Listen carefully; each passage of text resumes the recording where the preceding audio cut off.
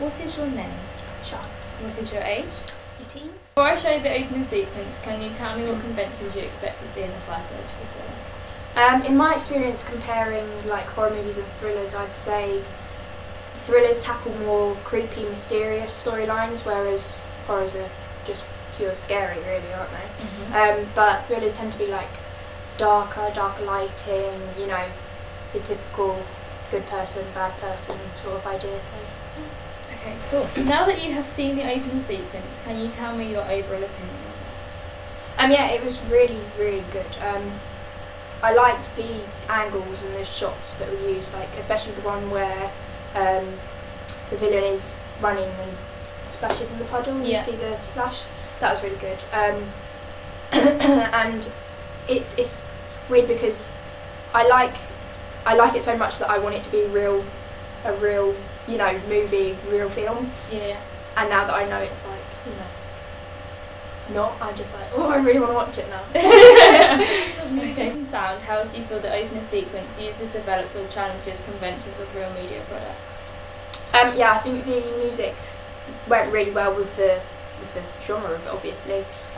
Because at the beginning it was like, the whole running scene, it mimicked the heart racing and stuff like that, and all the ducks and dives that the actors actually did during the filming.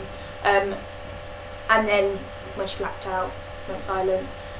And then the track afterwards really did give the eerie, something's about to happen sort of feel. In terms of props, how do you feel that they use, developed or challenges conventions of real media products? Yeah, the car was, I would say, the best part out of it, because the way it was used and it was sliding and stuff like that, it did really give the idea that, this villain was on a mission. And then the bracelet, it reminds me kind of like the like Cinderella almost, like obviously you can tell a lot of person by their jewellery and stuff, so if you've got someone's jewellery, then you're gonna be quite easy to get someone in the end. What about the pictures at the end? Oh yeah, the pictures. They looked so real. Obviously they are real, but it did look like someone's everyday life. It didn't look like it was scripted, or it looked like someone had genuinely gone and taken pictures, rather than it looked so real. It looked like real life. Yeah. In terms of the setting, how do you feel that it uses, develop or challenges the conventions of real media products? It definitely uses the conventions, because in a woods, it's quite eerie, quite scary. Again, with the music at the beginning, it did mimic the heart racing, running through all the trees and over the twigs and the branches and stuff like that. So yeah, it really did fit, and most people do go missing in woods and stuff like that, so it fits quite well with everyday life. Or, in terms of those the actors, circumstances. how do you feel they use, developed or challenges the conventions of a thriller?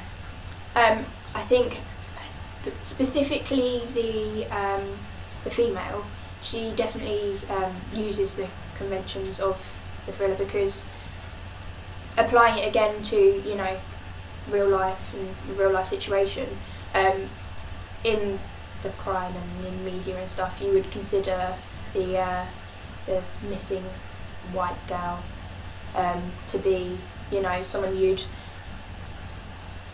panic about a lot if you were to find that they've gone missing.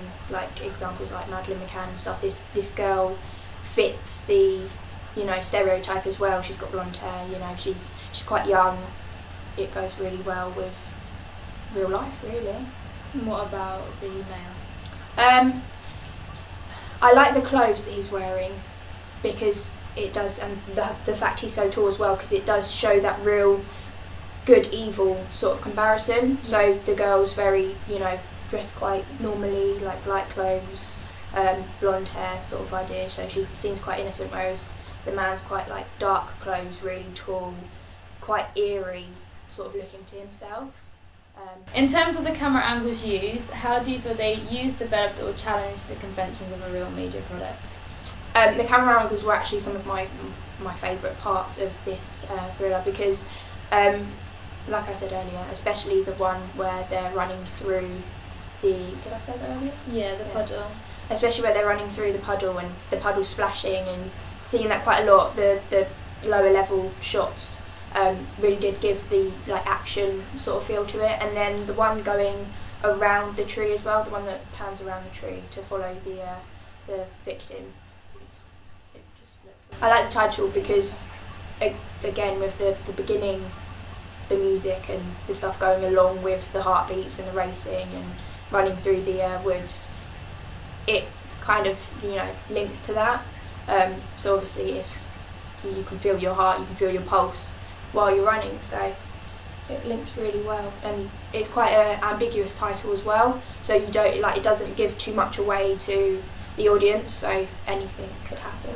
Overall, did you say that we used, challenged or developed the conventions of a real media product? I'd say you definitely used the conventions of a thriller and media product, but I'd also say you've developed them a bit further by applying them to real life situations.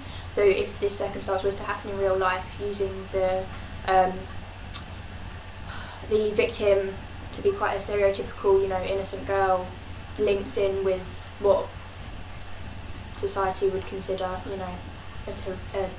stereotypical innocent girl, and I think the lighting looks really good as well. The woods, it was really good. Okay, cool. Thank you.